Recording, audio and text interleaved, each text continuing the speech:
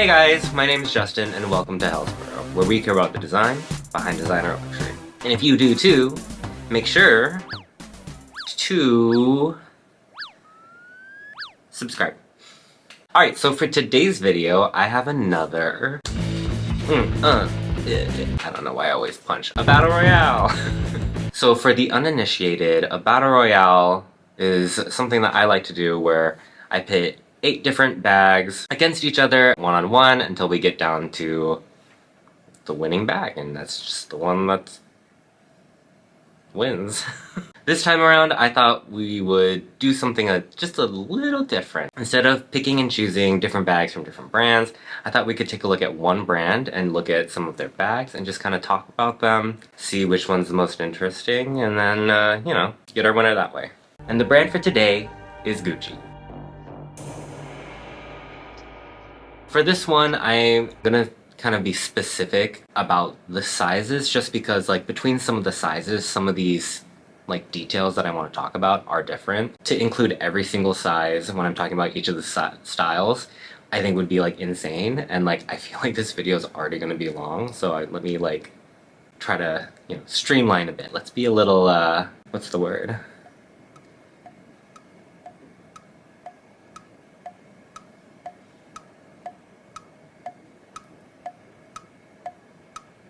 Efficient. Alright, so the bags for today are the Attache, the Blondie, the Marmont, the Dionysus, the Diana, the Bamboo 1947, the Jackie 1961, and the Horsebit 1955. So the reason why I chose these bags are they're either more of the recent bags that were like archival and were brought back into production because, you know, Alessandro Michele liked the shape or it fit whatever collection he was bringing, or they're kind of like an icon of the house that either he made or, you know, have existed. Just, they're kind of the more like important bags of the house that also have like a bit of design. Alright, round 1, let's go. Round 1, match 1. Gucci Attache Versus Gucci Blondie. Fight. So the Attache Large is a kind of like a hobo-y shaped bag with like a webbing band that runs along the bottom. That's like the house colors. There's also a webbing strap that goes on top that's like the shoulder, or I think it's long enough to wear as a crossbody. But it also comes with a leather strap as well. And this guy has a zip top, has a zip pocket on the inside, like a cotton linen lining. It's like the same one that all the other bags have for the most part. For me, the most interesting part of the bag is there's like a G that's like the connector of like the two sides of the bag, like where the straps are, to kind of like give it this kind of like sack of money shape. And then the Blondie Medium, it's a shoulder bag with like a flat top, and then it has the like interlocking G logo in metal on the front, and then like a magnetic closure. You can use it with like a webbing strap, which all of the recent bags seem to have a webbing strap, but it has a webbing strap, or you can wear it with like a leather strap as well.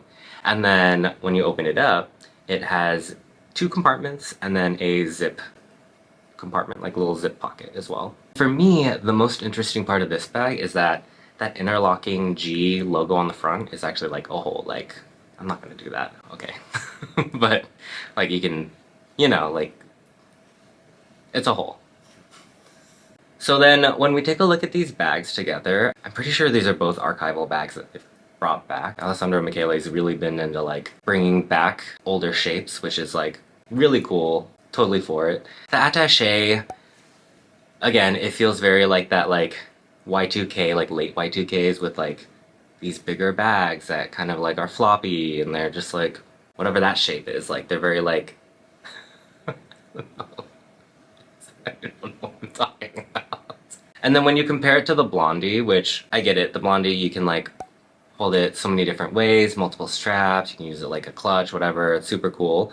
But then, I mean, when you actually open it up, it kind of is just like, basically like, not exactly wallet on chain because there's not like the card slots for it, but like it's basically like a little clutch. It's just, it is what it is. And it does have like kind of an interesting shape, that kind of like softer, reminds me of like the saddlebag in a way. I don't know, I also like these like tiny bags, like not even like a mini bag that's supposed to be like ridiculous, but it's just like this like little thin thing. I'm like, what are you gonna put in there? If I'm gonna get a bag, I want something that I can like actually like use and put things in it. So I think for me it's the Attache.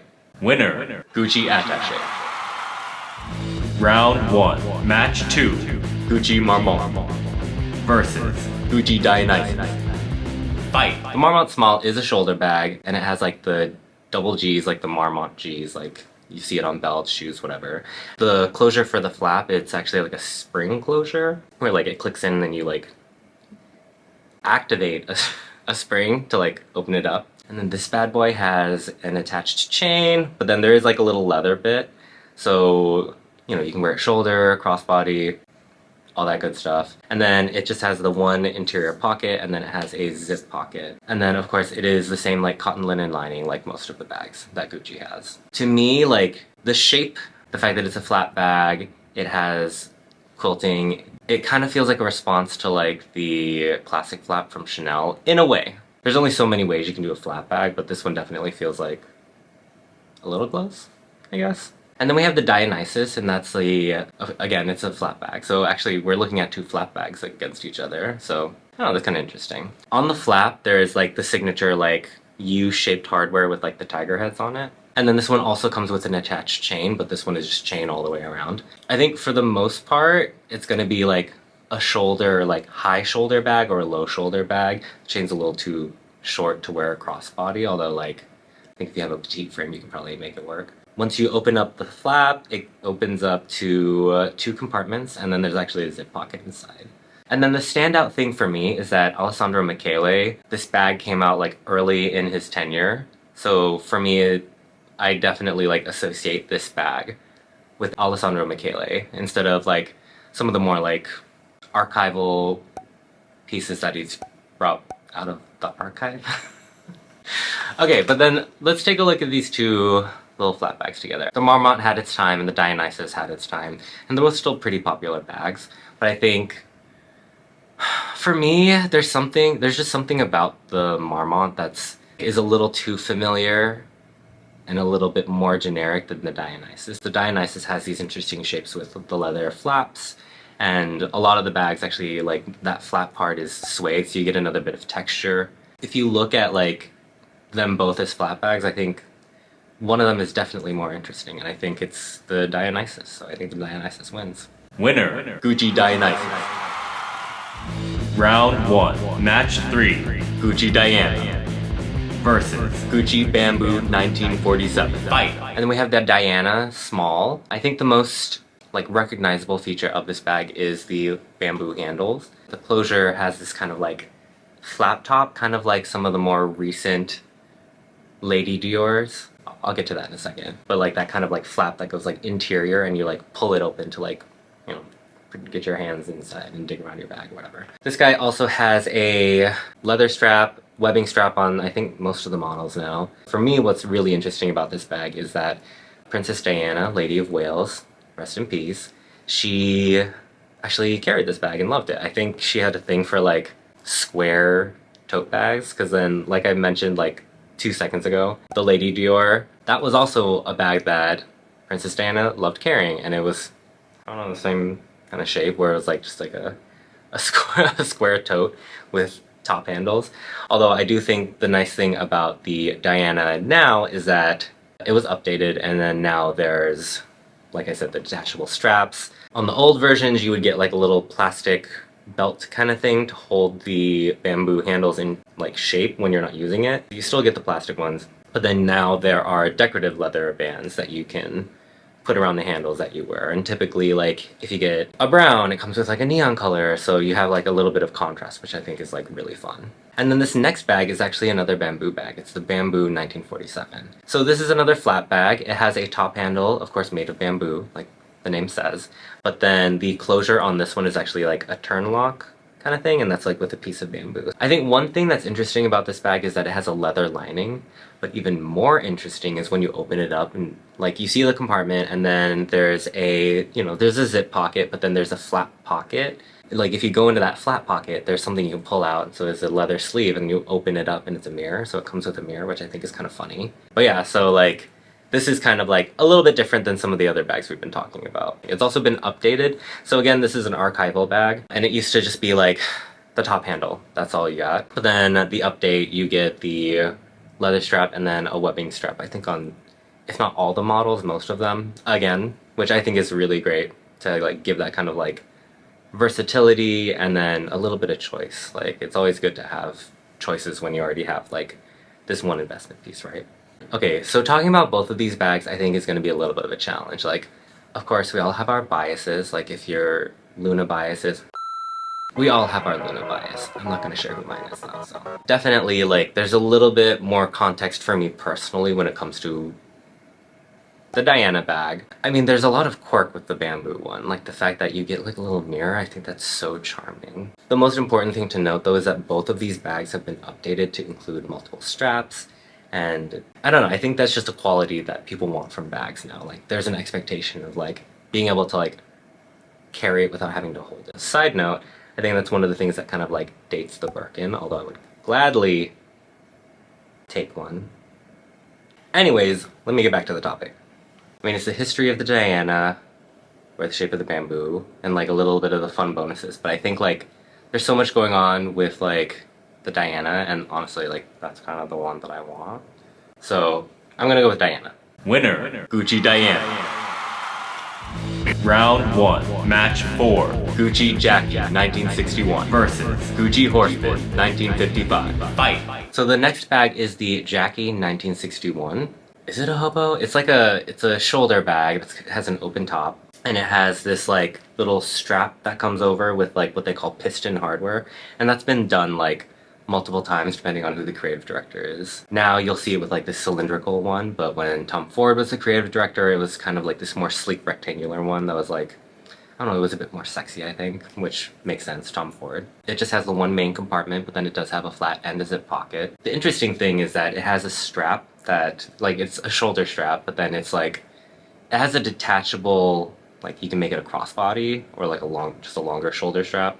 But detachable in the way that like it's like a belt buckle, so you have to do 2 belt buckles if you want to like change the bag up. So it's not like instant gratification like a lot of like the quick release bags that we are familiar with when we talk about straps, right? But this bag was actually popularized by the former First Lady Jackie Kennedy when she would actually use it to shield her face from the paparazzi, which I think is hilarious. Any sort of like bag with like that kind of pop culture reference. Super cool. And then we have the Horsebit 1955. It's a flat bag, but instead of some sort of like magnet or pin closure or whatever, it just has this like tab that like slides in to like the front of the bag. And then that front part also has like the Horsebits on it. It's called, you know, because of the name. Yeah. And then this guy has a main compartment and then it has 2 like slip, like flat pockets on the inside. And it also has a zipper pocket. And then the lining of this is like microfiber, but it's kind of like suede-y kind of feeling, if that makes sense. And then something interesting about this bag is like if you decide to get it not in the monogram, really the most brand recognition of this bag is just from the Horsebits. Like the Horsebits are another like Gucci, oh my god, what is the word for those things? She's an icon. Icon. She's a legend. Signature. House code. Now come on now. That's what it is. Yeah, the Horsebits are another one of the Gucci house codes. Okay, so when we're looking between the 2 bags, that like messenger bag kind of style of the Horsebit is interesting. It feels kind of like a school bag in a way. But then the shape of the Jackie is so interesting to me. It's kind of like, I know I just talked about it, but like the Blondie has that kind of like roundy shape. The Jackie's like a little bit taller or something like that. I mean, it's a cute bag. It's a really nice bag. And like that like belt detachable strap, like sure, like it's not super quick, but like how often do you like really need to change it up? And just like the comedy of it being like the thing that Jackie O used to like shield her face with. Okay, no, it's the Jackie. Winner, Gucci Jackie, 1961. All right, so that was round 1. Moving on to the semifinals, we have the Attache versus Dionysus, and the Diana versus Jackie. Semi-finals, Match 1.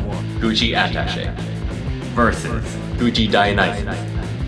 Fight. One of them is I think it's the most recent bag to like come out in terms of like pulling it out of the archives, and it's the Attache. And then the Dionysus, been around for a while in the way that like it was one of Alessandro Michele's earlier bags. When you take a look at these bags, they're actually pretty different. One of them is super like soft, and like the shape is about it being like very like, I was about to say curvaceous, I don't know why.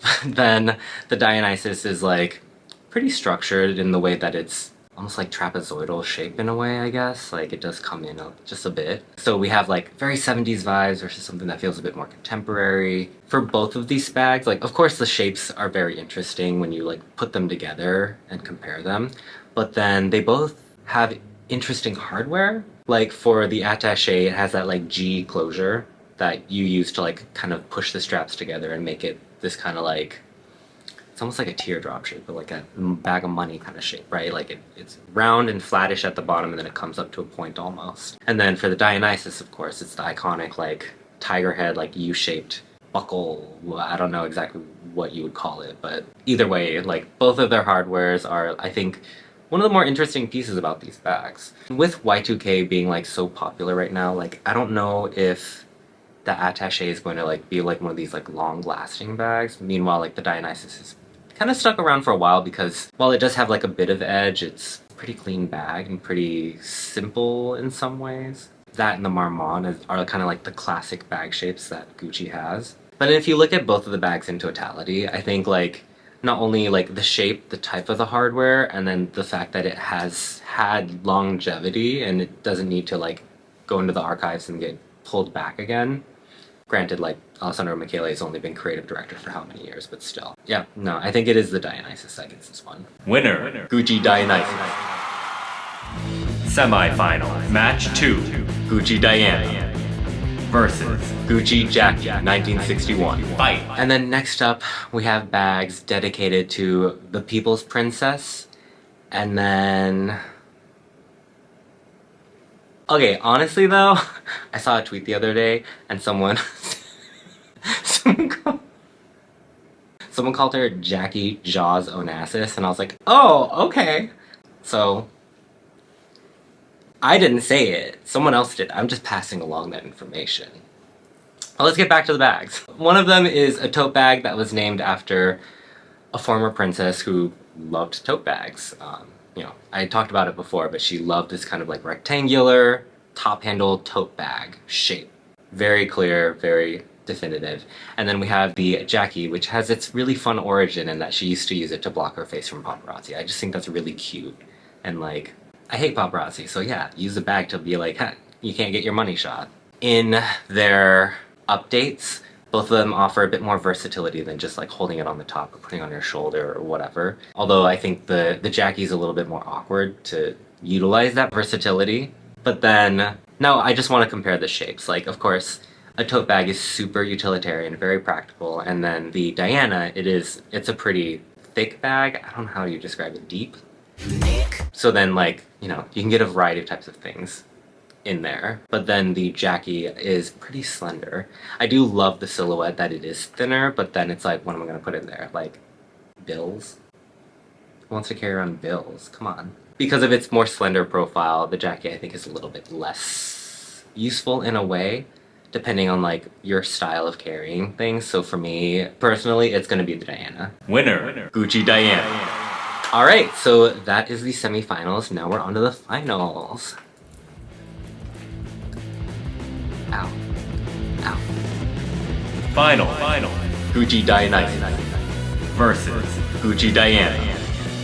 Fight. Alright, so this is where it gets tough.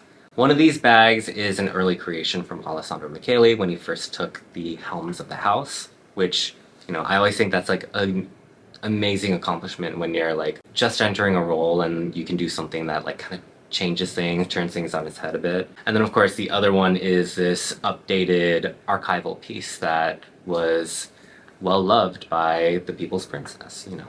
That to me is also something incredible. Recognizing the importance of one of these bags and pulling it out, modernizing it, and making it very desirable even in like the current landscape of fashion, I think is really impressive.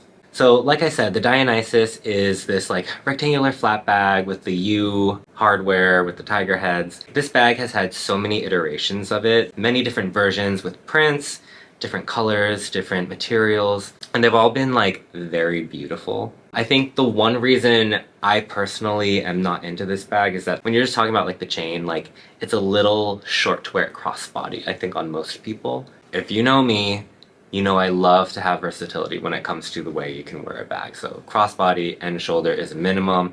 Of course, you can hold most things with like some sort of top handle, or if you can shorten it enough, perfect. And then the Diana is, again, this rectangular, kind of like a basic square rectangle square tote bag. Like I said, the bamboo handles are kind of what sets it apart, and I think the interesting kind of history behind that is the reason that they used bamboo as some of the handles to start off with. I don't know if this is one of the bags that were like the original ones to use it, but like it goes back to like material scarcity during some of the world wars. Like bamboo was still available, so they pulled it in and used it for these bags. And I mean, I don't know exactly like what that means necessarily, but I do think it's an interesting fact that like there are these historical connections that like you can like say like this point in the timeline is when this happened, so then it led to this, and then that's why we have bamboo as one of the signature materials of Gucci today. Like, I just think that is very interesting. Even though this is a pretty recent re-release, I think it's only like, it's only been out for like a couple of years, really.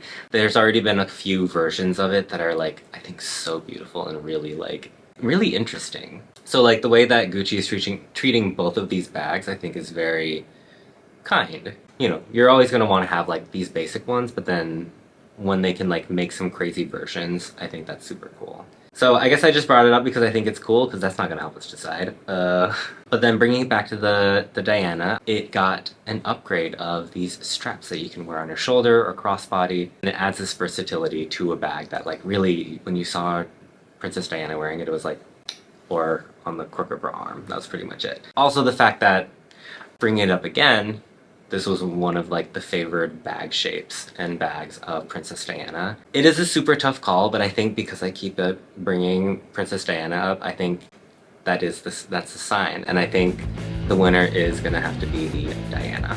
Champion, Gucci Diana. Alright guys, that was a lot of fun. It was actually really challenging because like when you're talking about one specific house, like we're talking just about Gucci, a lot of the points that I think I would make when comparing different houses and like the other battle royales, those are some things that help weigh the differences, the pros and cons, whatever, but a lot of the similarities made it very tough. So a lot of it came down to, is the bag useful? Is the bag design interesting? Is there any sort of history? So I think there was a little bit more thinking on my part for this one, but I don't know, it was a lot of fun. Do you guys agree? Do you think that Diana should win? Do you love Princess Diana as much as I do? Better.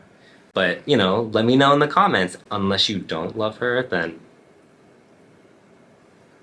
But yeah, that is all I have for you guys today. I hope you love Princess Diana just as much as I do. And if you love her, then make sure to like and subscribe. It lets me know that you like this kind of content and that you too care about Princess Diana.